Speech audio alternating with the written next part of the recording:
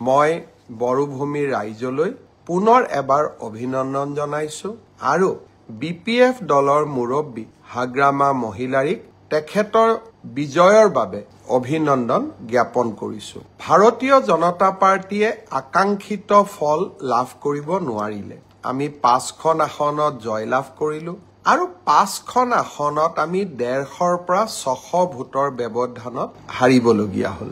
মূল কাৰণ এইটোৱে যে যিদিনাখনে আমি জুবিন গাৰ্গৰ মৃত্যুৰ বাতৰি পালো আৰু জুবিনৰ শৱদেহ পাৰ্থিৱ শৰীৰ গুৱাহাটীলৈ উভতাই অনা, পোষ্টমৰ্টেম, শ্ৰদ্ধাঞ্জলি আৰু শেষকৃত্য সম্পন্ন কৰ্তব্যৰ তাগিদাত আমি নিৰ্বাচনৰ ৰণভূমি তাতেই এৰি থৈ উভতি আহিলো।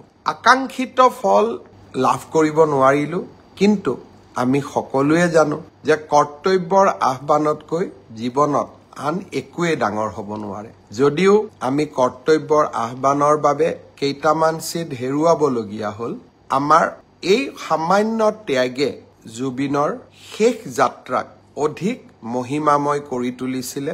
বিভিন্ন প্ৰকাৰে সেই সময়ছোৱাত ৰাইজৰ লগত থিয় হৈ থাকিব পাৰিছিলো। সেয়ে 4-5টা চিটত আমি অত্যন্ত কম ভোটত হাৰিলেও তাক পৰাজয় বুলি ভবা নাই।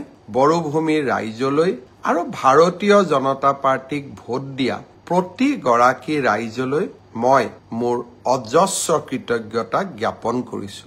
আপোনালোকক মই প্ৰতিশ্ৰুতি দিছিলো যে আমি আপোনালোকক অৰুণোদয় আঁচনিৰ হিতাধিকাৰী তালিকা চূড়ান্ত কৰিম, মহিলা উদ্যমিতা আমি আপোনালোকক প্ৰদান কৰিম, কেইবাখনো নদীৰ ওপৰত দলং বনোৱাৰ প্ৰস্তাৱ, এই গোটেইবোৰ কথা নিৰ্বাচনত পৰাজিত হলেও বা আকাংক্ষিত ফল নাপালেও আমি আপোনালোকৰ কাৰণে কৰিবৰ বাবে চেষ্টা কৰিম।